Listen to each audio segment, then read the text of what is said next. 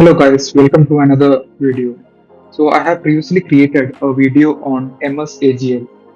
So that is related to the Microsoft automatic graph layout that is used to visualize the graph or the nodes in the graph and how it is connected to each other and what is the relationship between them. So this video is in continuation to that. Therefore, I just want to demonstrate the capabilities of MSAGL with this video. Because the previous video was just an introduction to MSAGL whereby I'll create a static graph using MSAGL and try to visualize using WPF.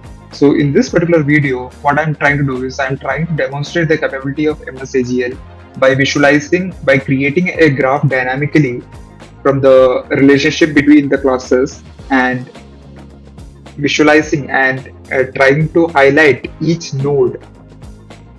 When that particular node is getting active, I will try to highlight that particular node. So let's try to get into the details. So this particular thing is not kind of a well architected or well designed per se. I want to just demonstrate the capability of MSAGL with this particular example. So what I have done is I have created a node repository class. I will start with the node repository class, which is implementing this interface, which has this add node and on active node changed APIs. And this node repository will just maintain a list of nodes. That's what it does. Additionally, it receives the graph as an input to it, and it has an action call to invalidate the graph. That's the only thing it has. In add node, it nothing but it receives the node, input node, and it just adds into the collection. So node is another class. Node is another class which I have created, which represents the individual block in that particular graph. So node has a property called isActive. This is to show whether that particular node is in active state or not, or is in execution state or not. That's what I meant by is active. So this is the node class. I'm going back to this node repository, and I have a API called visualize. What visualize will do is it will try to get all the nodes from the list of nodes and try to create a graph out of that. How it does means using this MSAGL. This graph object is from MSAGL, and this I'm calling this add node. If you're familiar with my old video, you might be familiar with this particular API called add node. If not, I will just link that particular video somewhere here so that you can refer it. And there is an add node API which adds that particular node into the graph, and I'm creating the edges of the graph. So how I'm creating the edges is I'm trying to find the base node of that particular node which I'm visiting using the base type. Once I get the base class, I'm trying to point to that particular base class. That's how I'm creating that edge. So this is all done dynamically. There is no static specification that this particular class inherits from this particular class. I'm trying to find it out dynamically. So that's what this is doing, and I'm just returning the graph which is populated now. And this on active node change is nothing but when the active node changes, what action I need to do. That's what it does. It just fills that particular node, that particular color, green color, signifying that particular node is in active state or in execution state, in other words. That's what this node repository does. Node repository is the main class. And coming to our client or the actual nodes which are there in the class. This is the parent executor. Suppose you have created a project and you have multiple classes, and there is some relationship, hierarchical relationship between them, and there is some sort of, you can assume, the chain of responsibility principle. Well, let's assume there is a chain of responsibility principle being implemented by that particular hierarchy of classes. That means that a particular portion of a task, of a huge task, will be executed by one object or one class, and the rest of the task will be dedicated to another object. So if such relationship exists, and assume there are around 10, 20, or 30 such classes, and it is very difficult to visualize which node is active and in which order it is getting invoked. By going to the code, it will become very difficult. So this particular visualization will help you to kind of quickly get a grasp of what is the order of execution and in which order that node is getting executed and how much time it is taking. You can add additional details to it also. That is another thing. This is the parent executor, which is the base node, and it has this execute API which does the execution task. This is just to simulate that this particular node is doing some execution by adding a sleep. And once the execution is entered, each active will be set to true. And I'm just doing some activity will be done here. And like that, there's a child executor which implements this parent executor and overrides this execute API. Similarly, I have this is active sets to true, and as I said before, it actually does a chain of responsibility whereby it actually points to another object within itself, so that once this execution, this class execution is done, it will hand over the particular responsibility to another class object. So to establish the chain, I am creating an object of parent executor here. If you want to know about chain of responsibility, you can just I will just link a good blog of the chain of responsibility in the description box. Kindly check that out. So in the execute API, as seen before, I'm setting isActive to true and doing some simulating some action here through sleep. And then if the executor is not null, I'm calling executor.execute where the executor object is created here. Similarly, there is another two child classes which implement the same parent executor, and it just has the chain established between them. So don't worry about the code. I will just post this particular code and all the details in my blog section. So in the blog section, if you want to see, this is my blog that I'm running, and if you are interested, kindly check this blog out, and you can.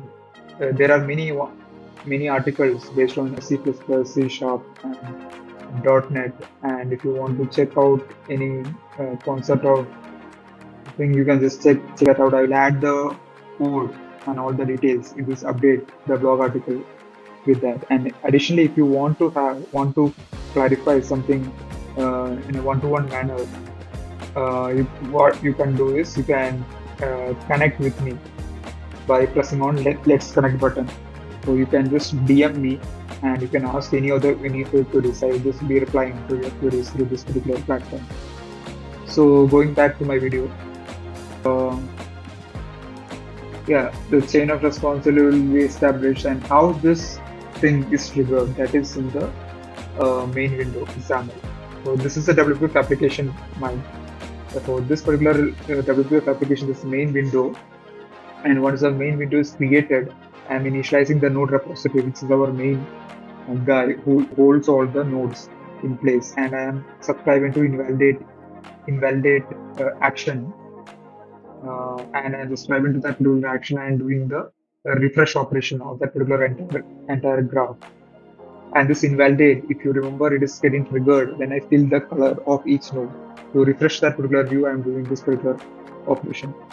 And once the window is loaded, what I'm doing is I'm creating one of the executor, and I'm getting the graph object, filled graph object here by calling this node repository visualize. By this time, this nodes will be node repository will be filled with the nodes once I create this particular object.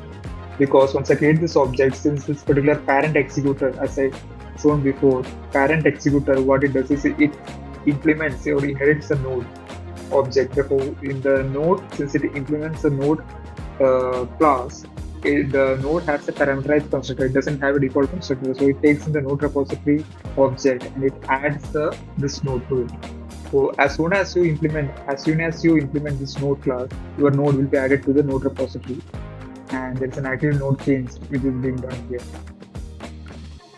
So that's what is happening here. Once I create that object, the node repository will be filled. That's why I told this thing. And the node repository visualize will try to fill that particular graph and return you the filled graph object. And what I'm doing is I am setting the MSAGL graph object to the filled graph object here.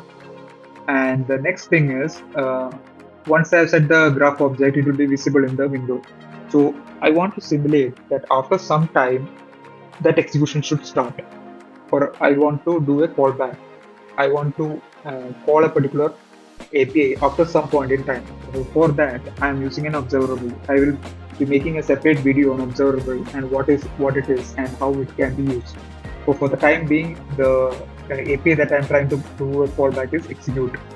And once the execute is triggered, I'm starting that particular chain here by calling it executor.execute. And this will start the chain. And once a refresh is needed, it will come here and it will do the refresh. So that's about the code wise. Let me try to demo it by running this particular piece of code.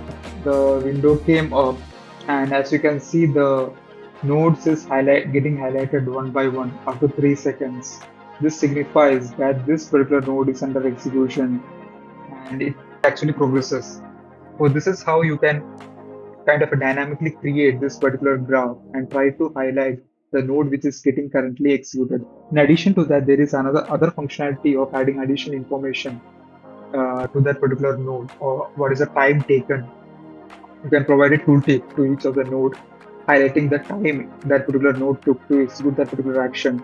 And the other thing is when there is any kind of failure during the execution of a particular node, it can be reflected in this particular UI internet.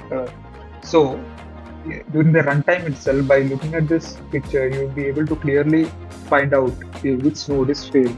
So in the case of if you are having 20 or 30 nodes, then it will become very easy to identify the node which is failing during the execution of that particular graph. So in this case, there is only 3 or 4 nodes. It is very easy to identify. But in the case of USM 20 to 30 nodes, it will be very difficult to identify. So in that case, this particular application will come in handy. So this is to demonstrate the power of MSAGL or the features provided by the MSAGL apart from the visualization button, the zooming, panning, everything that I discussed in the previous video. So this can be extended to much more advanced use cases as well. Maybe you can refer the MSAGL documentation, or if you want an more advanced video on this thing, kindly do comment in the comment box below. That's what I wanted to share this particular video. Hope you found the video helpful, and please do subscribe to this particular channel if you found this video helpful, and do share this video with your friends. Thank you.